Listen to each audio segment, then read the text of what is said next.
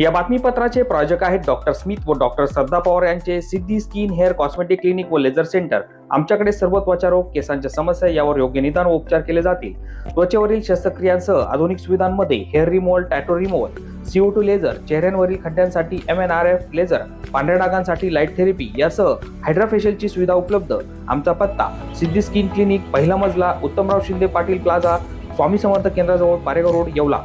नमस्कार, आपण पाहत आहात SK9 येवला न्यूज।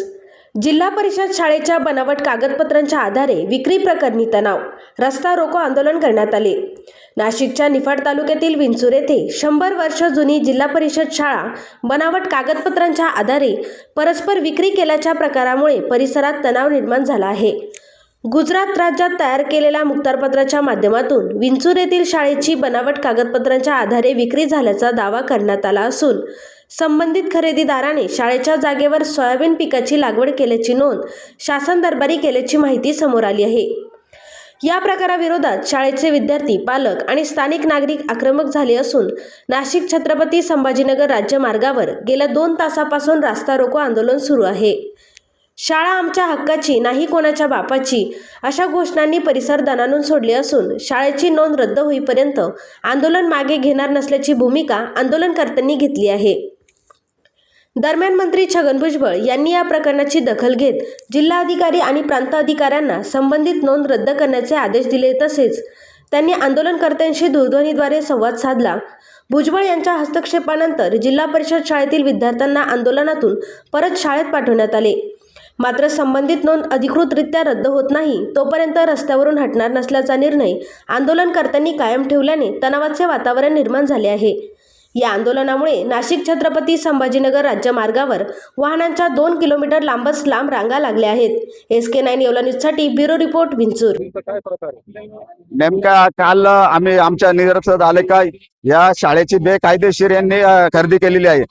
मुखत्यारपत्र गुजरातला बनवून खोट्या सह्या घेऊन ते मधु गायकर म्हणून त्यांनी खरेदी केलेली। काही विंचूरचे पण लोक त्यांना सामील आहे।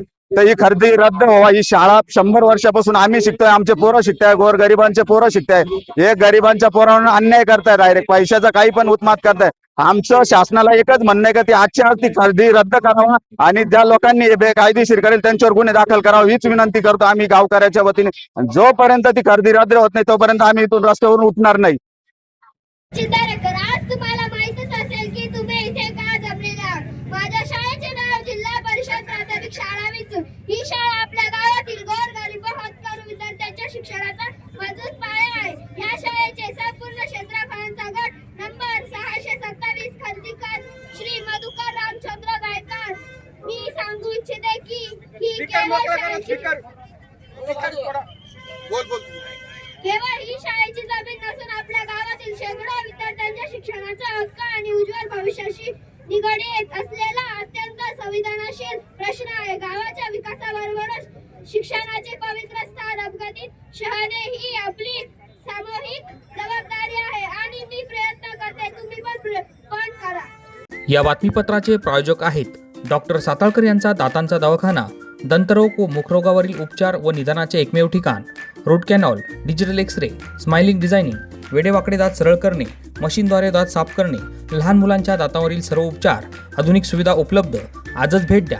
गाळा number 41, Ambedkar shopping centre, Vinchur road, शिवसृष्टीजवळ, येवला।